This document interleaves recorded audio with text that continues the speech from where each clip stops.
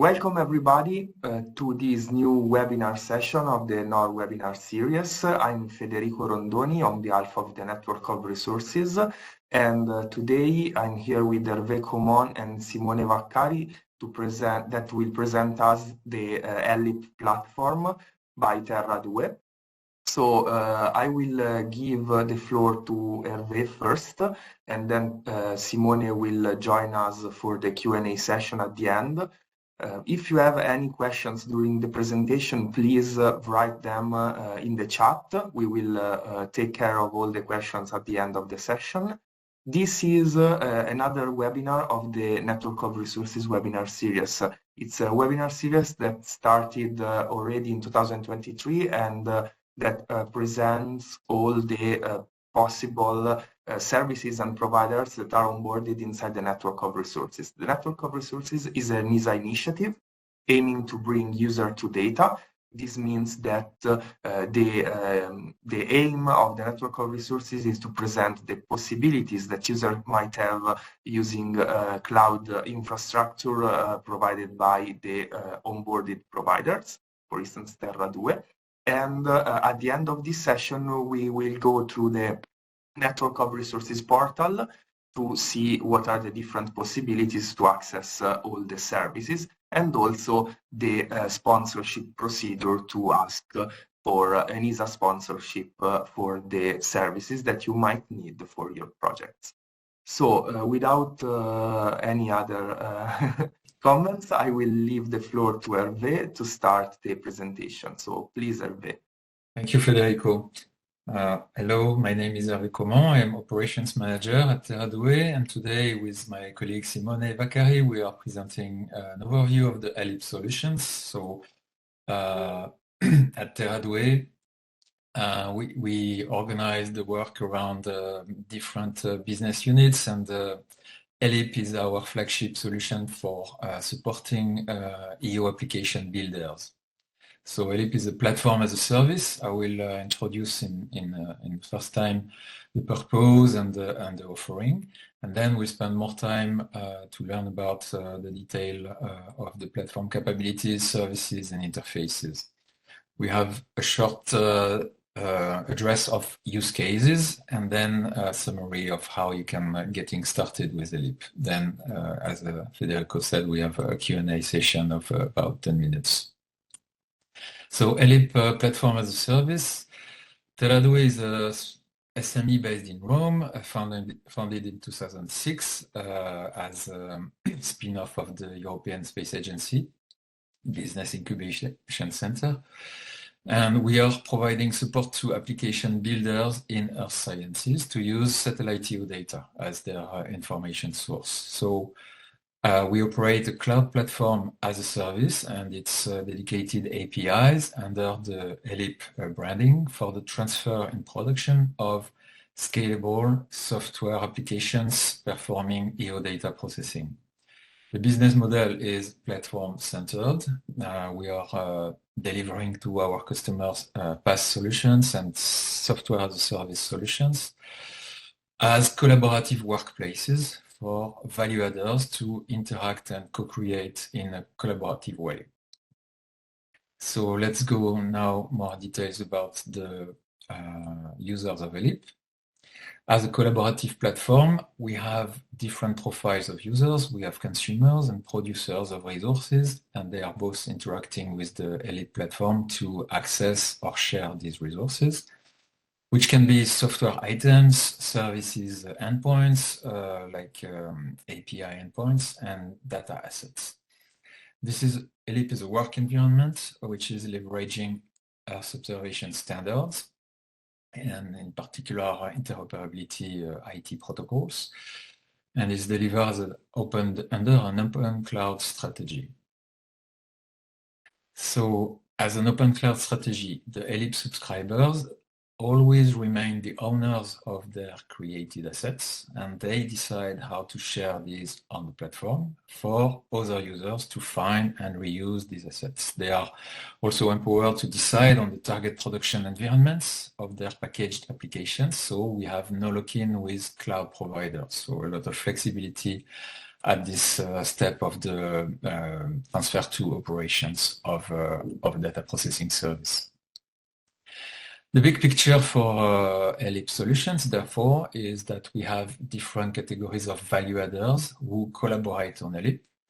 As I introduced, there are consumers and producers interacting on Ellip.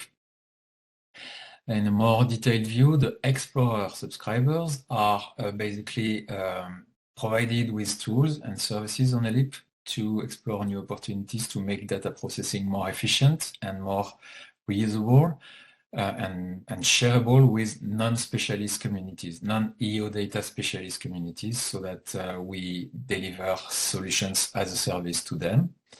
And the Scaler subscribers, we will find back these two words, Explorer, two categories, Explorer and Scaler, later on across the presentation, are scaling up the processing applications provided by Explorer subscribers. They are scaling up these applications onto production environments, and they deliver turnkey information layers to their stakeholders or user communities.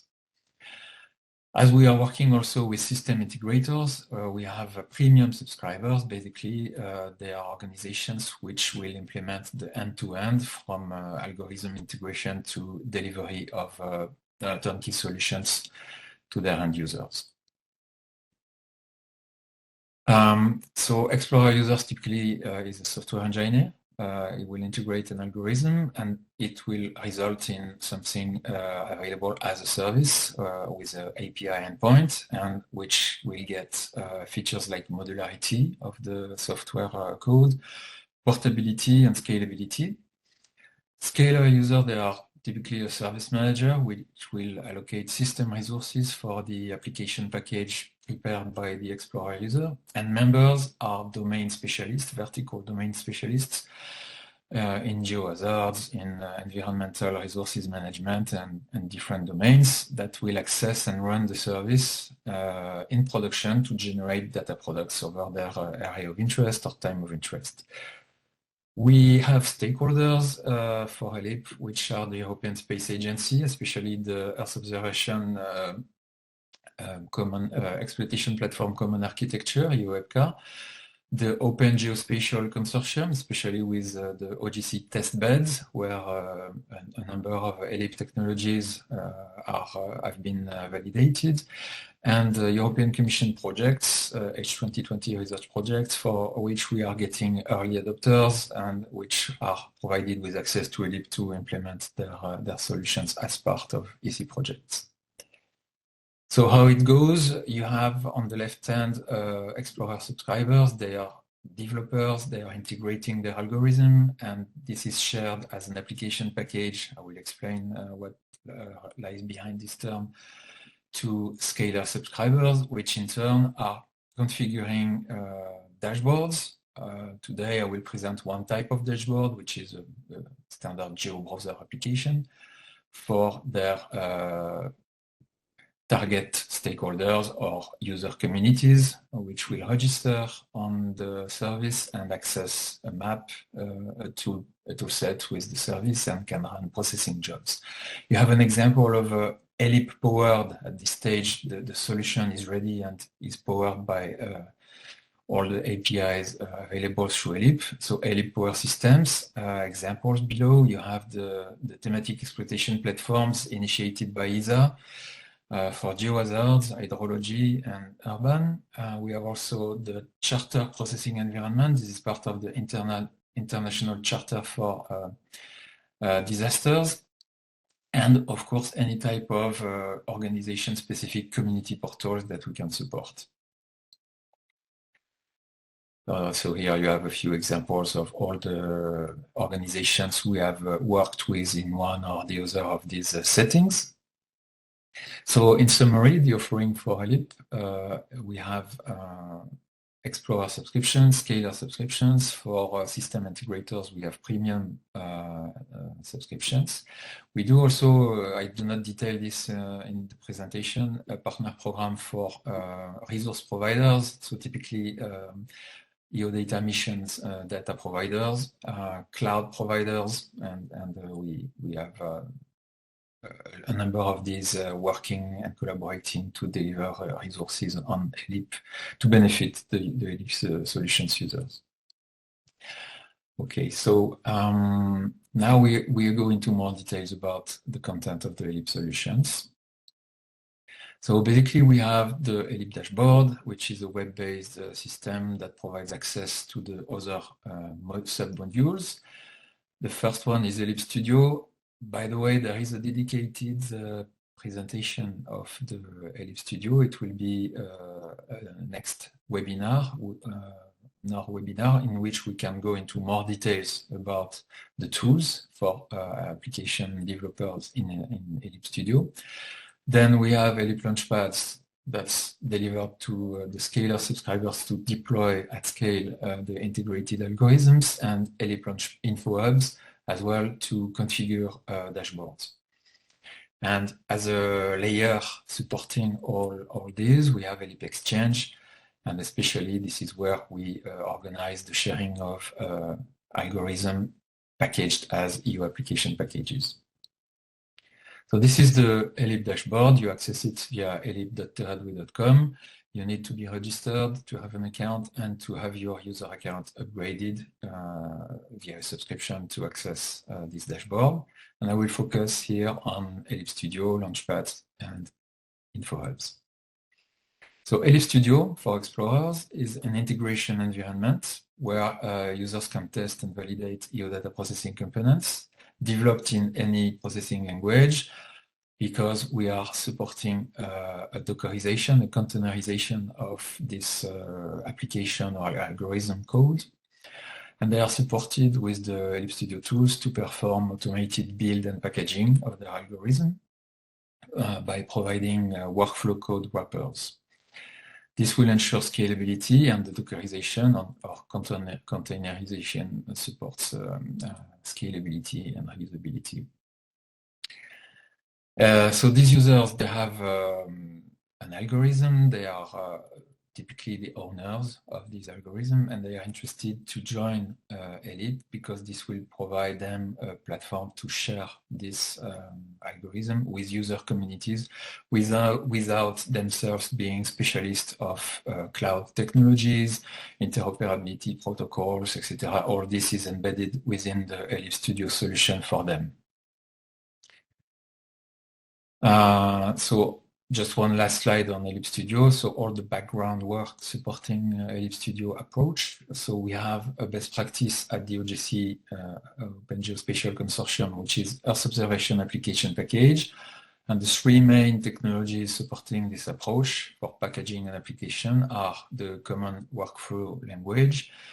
It's a standard widespread used language to describe an application workflow and to configure it and parameterize it. Then we have the Spatio-Temporal Asset Catalog, which is basically the interface with all the EO data missions in the input side of the algorithm and all the data products generated by the algorithm on the data stage outside of the algorithm. And we have Kubernetes, and especially Calrissian, which is an adaptation for CWL on Kubernetes to organize the deployments and run the deployments on the cloud. Ellip Launchpads, so now for scalers, subscribers, this is basically the cloud bursting. This is the deployer engine. And you select a production environment, which is hosted on a cloud provider, and you deliver scalable data processing capabilities, which can be connected to portals or dashboards. So this is a production environment accessed by EO-based data product specialists in order to configure their solutions. So you see that we already work with a number of cloud providers on the right-hand side of the pipeline. We have Chestnut, EGI, Amazon, Scaleway, Google, Etzner, and a number of other ones. And this is our core business at Teradwe to ensure that we prepare all these specialist technological environments for our Ellip users, so they don't have to bother with the dedicated cloud APIs or dedicated technologies. Ellip Launchpads for Scalers is based on this EO application package approach. And so this is a generic way also to enable your application once it is packaged for all the compatible platforms. So this is a key now approach for leveraging and capitalizing on your integration efforts so that you can outreach as the owner of the algorithm a number of communities on different platforms which are interested with your solution.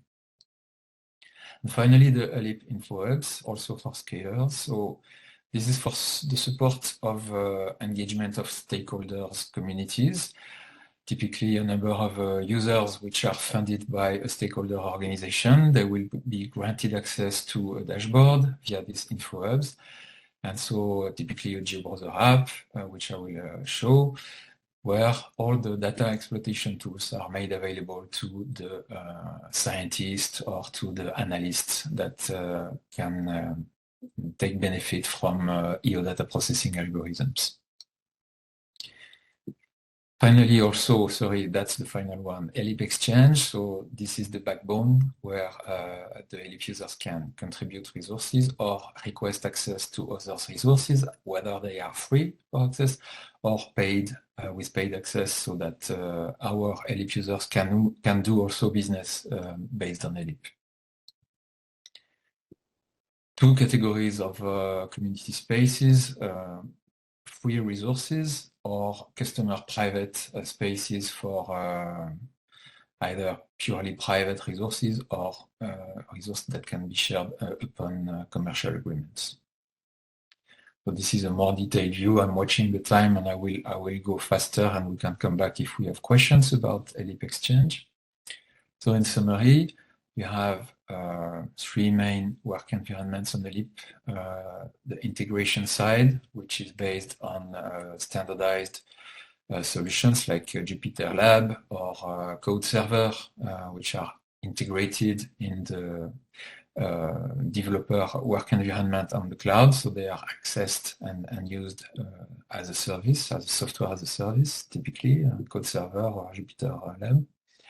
Then you have the cloud deployment environment based on mainly the OGC process API for the deployment of a package application and later on for the run and access of this solution by portals and the configuration of dashboards or portals for the users. This is an example of all the features that are made available to a user through the customization of dashboards. So you see in the middle a map, you have a number of overlays that can be configured to enrich the information context of the map. You have EO data missions, which are connected via catalog and again interoperability protocols to search for EO data, find a granule. You see in the middle of the map the metadata of Sentinel-1B product from our platform catalog. On the right-hand side, you have access to a data processing service. Here it's a snack for Sentinel amplitude change computation, and the list of parameters exposed by this service, which is, again, running on a cloud service, connected to this portal via interoperability protocols, and so automatically exposing the user parameters here into the portal. And at the bottom of the GeoBrowser, you have the results list of a search where you can interact with the input data or the output products. So I think we are right on time from the agenda. Now we can discuss a few use cases, and for that also Federico, my colleague Simone, might also support me here, participate in the presentation. So 3 use cases which basically follow the steps I've presented that I have introduced. Use case 1, adapt my application, so my algorithm. And here we take the opportunity of the recent launch of the Copernicus data spaces to illustrate with that example as a EO data repository that can be used by a software developer integrating an application.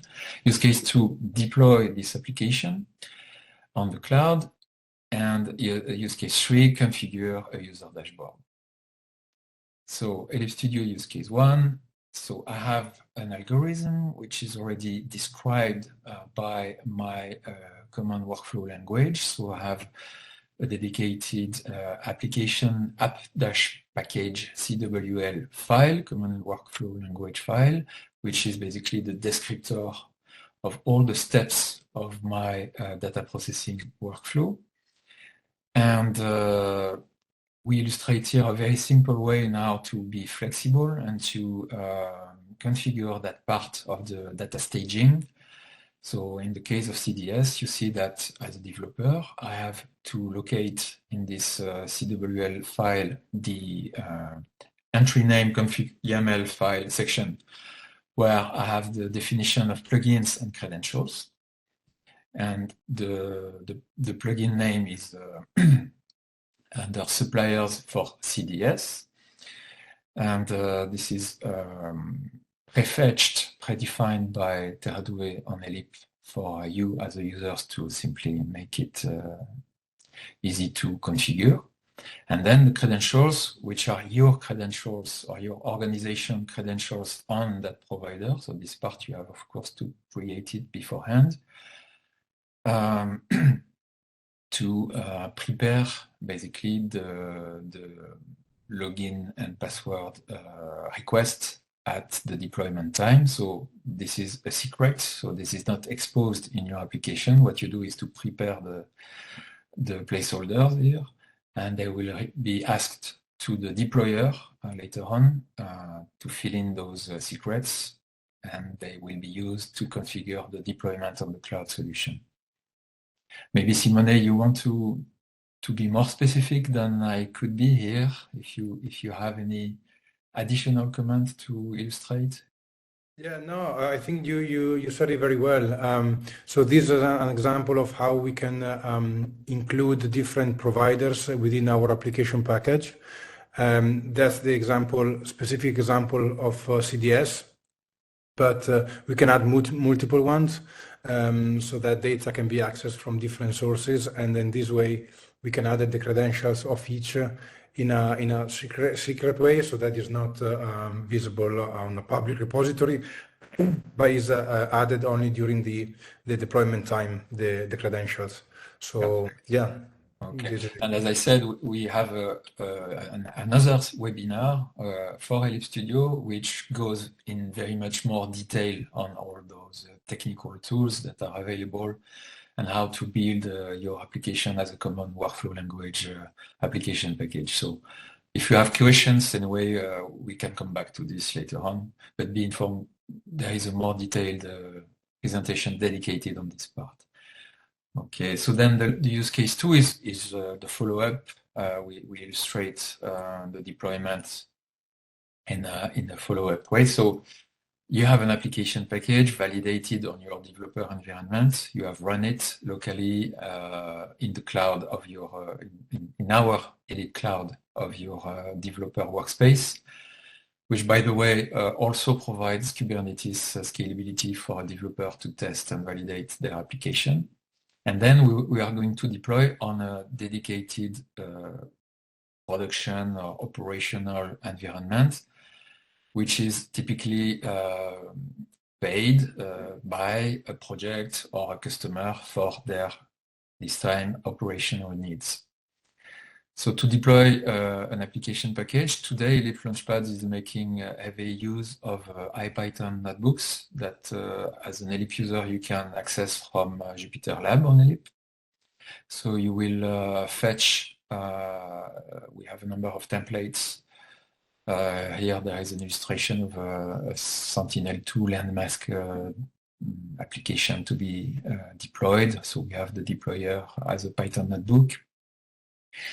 So basically you will authenticate to access the GitLab repository of this Python notebook file. This is provided to you by your subscription to Ellip Studio. Then you will define the service name and version for that specific deployment, read the content of the package from the target repo to be deployed.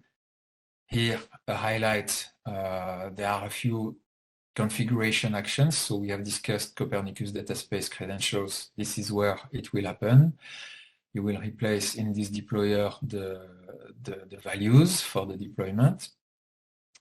And then you will upload the configured application package on the deployment space. So this is an acronym, a code name ADES, that is being used in this community so far. The ESA and the OGC stakeholders working with a number of industry partners like TerraDoué to mature all these standards. So ADES is the name of the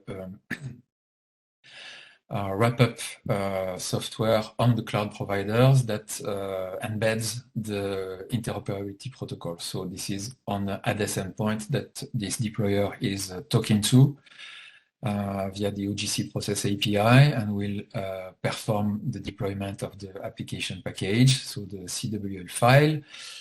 And inside this the CWL file, because you see the Kubernetes and Docker or container logos, will go to the repository, the dedicated online repository that was built with that is hosting the Dockerized application built previously. Fetch this Docker and install it on the target cloud provider. So all these operations are under the ADES code name, and this is basically all the mechanics to prepare your production environment with the workflow descriptor and the Dockerized algorithm. Then you can check that still using our deployer notebook, you can check that the service has been correctly, successfully deployed, and you can also expose and discover the information of the deployed service to validate everything. This is the last validation step before passing the ball through the other collaboration actors. So for that, the third use case, Ellip InfoHubs, is typically a community manager interested to configure a dashboard for a set of users, and which will present, who will prepare the work environment. So for that, we have a wizard, a web-based wizard, under the Ellip InfoHub solution that you also access via the Ellip dashboard. And you first create a community. And this community will be the place where you control the credentials for your own users.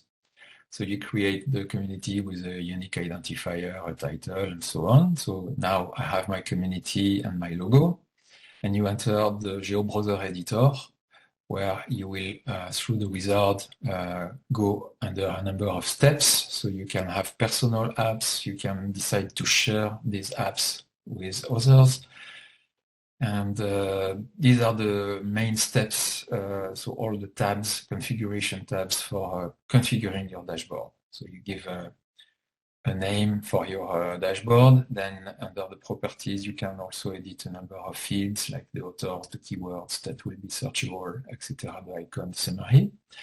You select the base map. In the case of a GeoBrowser application, you select the map features to be added. I have illustrated before a number of these geospatial information layers that you can be owning as a WMS Web Map Service owner, operator, or which are publicly available, or even that are set up for you by TerraDoué on Ellip.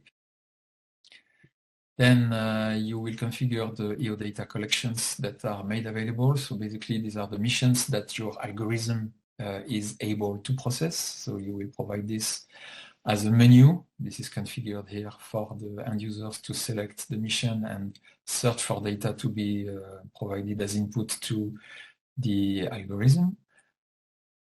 The data features are a number of specific features available on the map. So there are like time series visualization, store uploads, data packages. So to prepare and store, save data in a configurable way so that you can retrieve your work later on. And yes, a number of things like this. And finally, the configuration of the processing services which have been deployed previously and to which you are entitled to have access for your community and for your use case. And you save. And this becomes a resource on Ellip. This dashboard is now available to you for reuse. You can version it and you can decide to deploy it for one or several communities. And in the future, because today this did not really happen yet, but in the future you can even, for very specialized dashboards, you can envision that you will become a seller of this resource on Ellip for others to use your configuration work. So checking again the time, I think we are quite good. So now to conclude, a number of resources to help you start. So I will talk about the registration step, how to contact us to discuss the subscriptions, and the documentation about Ellip. So to register, you go to our portal, terradue.com, and there is a dedicated sign-up URL, /portal/sign-up. If you navigate the portal, you access this page for registration or sign-up. You access it basically from the sign-in. So you can click on sign-in and see there is an invite. If you are new and you don't yet have a sign-in, you can create a free account and you are directed to this sign-up page. So you sign up, you create an account, and this will allow us to interact with you in the future. And you can also send us an email at Ellip to ellip@terradue.com to get more information, slides, or to expose your needs so that we can discuss with you how to understand better the offering, the Ellip offering. And this is typically something you will find on the NOR marketplace that Federico will present afterwards. And so we can share with you also the documentation. For example, for Ellip Studio, we have a number of tutorials.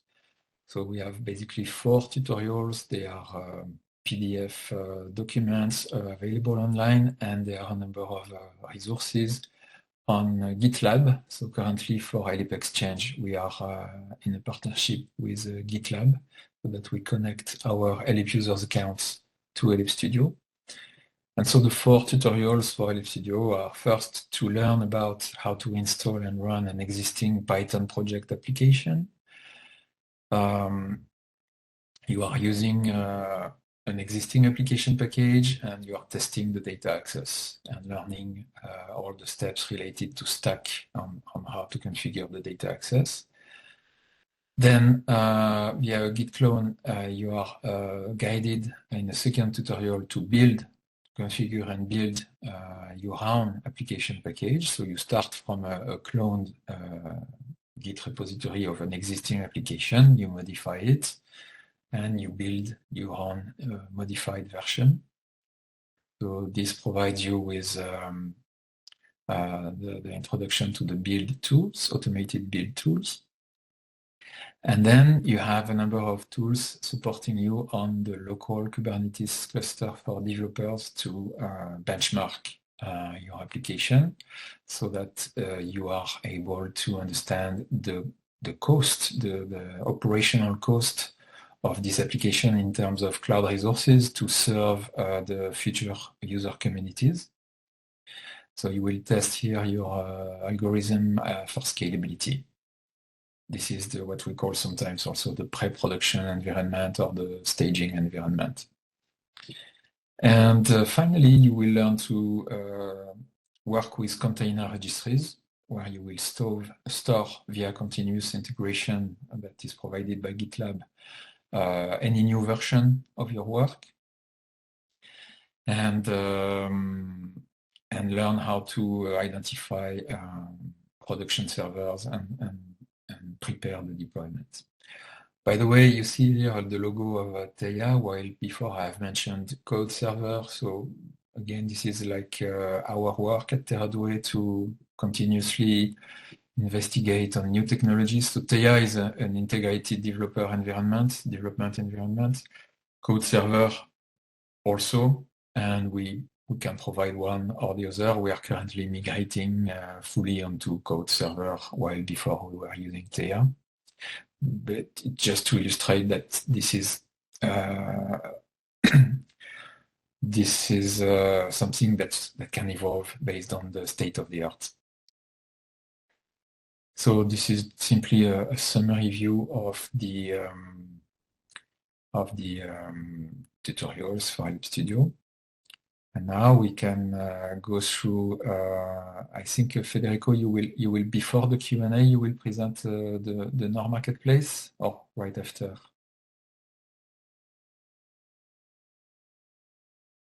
So let's see if there are. First of all, thank you very much, Hervé and Simone, for the presentation. Let's see first of all if there are any questions on the chat. So I see. Let's see. Okay, so there is one. You have a dedicated benchmarking tool to test the algorithm for scalability in the pre-operational environment. Do you offer dedicated support for code optimization, refactoring, and enhancement to improve the performance and scalability? Yes, absolutely. So you can, when you are well trained with Ellip tools, you can do that yourself. You're using Calrissian that I have mentioned for that. There is a log option on Calrissian for you to look at the consumption, the resources consumption, and so any option you can consider to optimize your code and the resource consumption, like the RAM or the disk of your code. But also, when you are a starter with Ellip, there is part of the Ellip offer.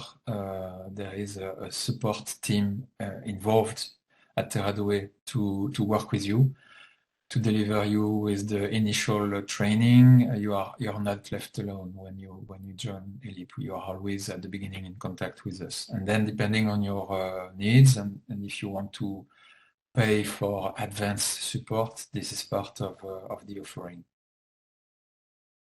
In that case, we will give you our expertise for optimizing your application indeed. Okay, thank you very much. I think this is also very important for what we are going to talk about on the NOR sponsorship procedure.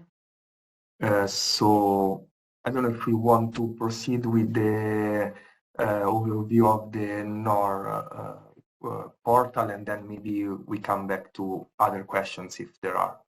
So please, again, if you have any other questions, write them into the chat. So I'm going to share my screen now.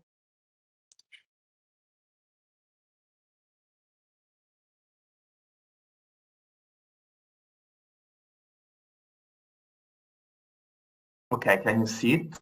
Yes. Perfect. This is the homepage of the NOR portal, and you can reach the Network of Resources portal by going to the nor-discover.org web address. Here you have many useful information related to the Network of Resources ISA initiative, like the number of approved projects and the number of providers onboarded or the services that the NOR is offering to the different users. There are also other sections useful to understand what is the NOR about, what are the news related to the Network of Resources, for instance, the webinar series and so on, and also if you are a provider, how to access the Network of Resources as a provider, or if you are a user, as ask ISA for sponsorship. So the section that we're going to show now is the portfolio, where there are all the available services that the user can access. And by going to this web page and going down, there is a button under the NOR portfolio here to access it. So by clicking on access it here, you will be redirected to the NOR portfolio itself. And you have different sections where you can search. Here you have a text search to understand all the different services. You can navigate them by service type, you can navigate by sources and so on, or you can just scroll down until you find what you're looking for. For instance, in this case, we are looking for Ellip. So let's say that we want to access the Ellip services. And here we have some details related to this service and also the different collections available. We have also an overview here, the service offering overview also here, and the provider help desk link.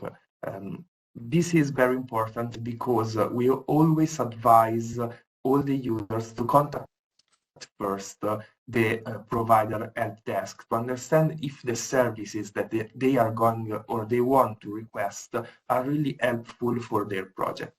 Then there is the pricing wizard, which redirects you to a form that you need to fill out if you want to ask for specific services. The first thing that you need to fill out is the project type. There are 4 different project types: commercial, research, pre-commercial, and educational.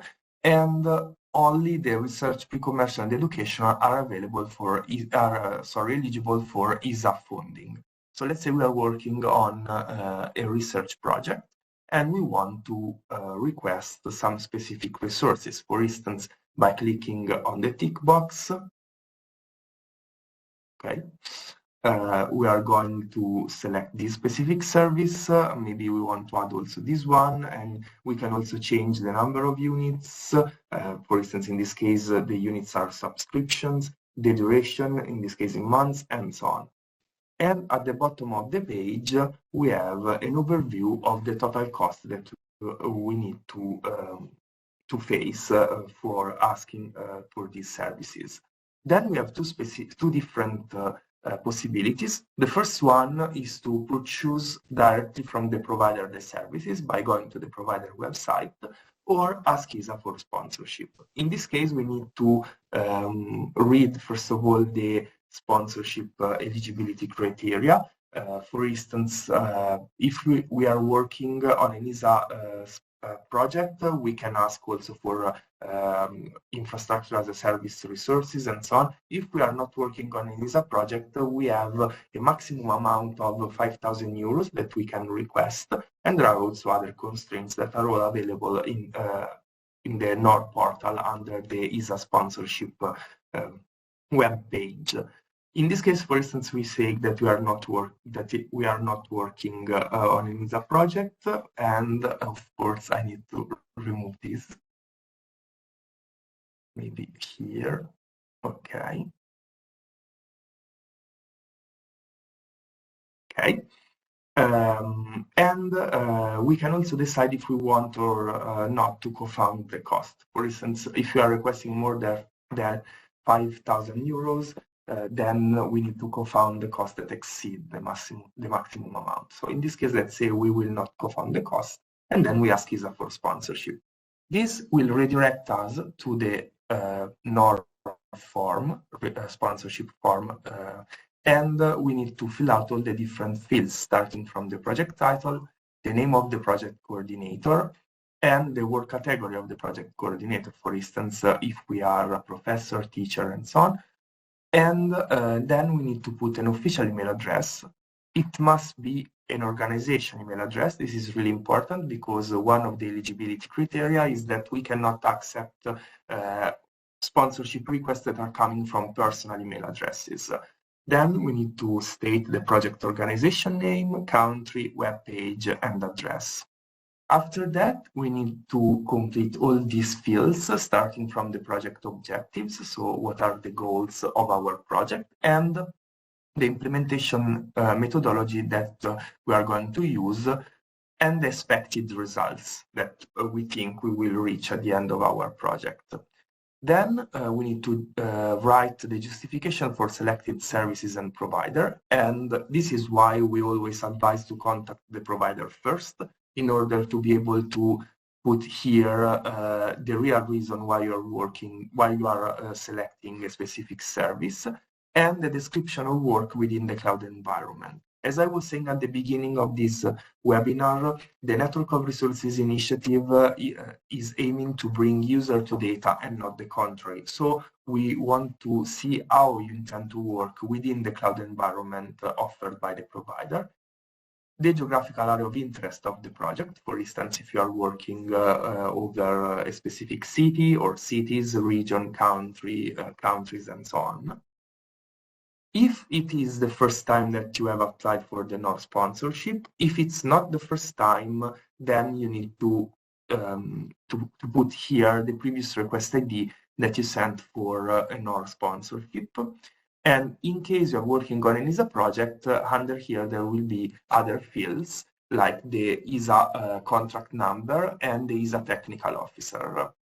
Then we have an overview of all the resources that you are requesting. And finally, the last things that we need to do are indicate here the expected date of submission of the set of slides in month and year. What is the set of slides? Is a PowerPoint or PowerPoint-like document done by 4 to 5 slides where you clearly state why and how the resources that you are requested through the network of resources were helpful for your project. It doesn't mean that your project needs to reach the goals that you had at the beginning, because, for instance, if you are working on a research project, it might be that you didn't reach your final goal, but we want to see how the resources that you requested were helpful for your project. Then you can or cannot sign up for the NOR newsletter. You must accept the ESA privacy policy and export the sponsoring request. Once you have exported the sponsoring request, you need to sign it. It is a PDF, so you need to sign it. And if it is an ESA project, you need also to have it signed by the ESA technical officer, and then email it to the nor-sponsorship-request@esa.int. After that, there will be an evaluation process that could take around 6 working days, or even more if we need more information from your side. So in that case, you will be contacted, but usually it takes around 6 working days. This concludes the presentation of the NOR portal and sponsorship procedure. So let's see if in the meantime there were other questions. I don't see them, so probably not. Okay. So if there are no other questions, I thank again Hervé and Simone for your very helpful presentation. And I remind all the participants that there will be a questionnaire delivered to you at the end of this session. The web page with the questionnaire will open automatically. So please fill out the form to tell us if this webinar and how this webinar were helpful for you. And for any other question, you can email Hervé, Simone, or myself in the future. So thank you again. Thank you.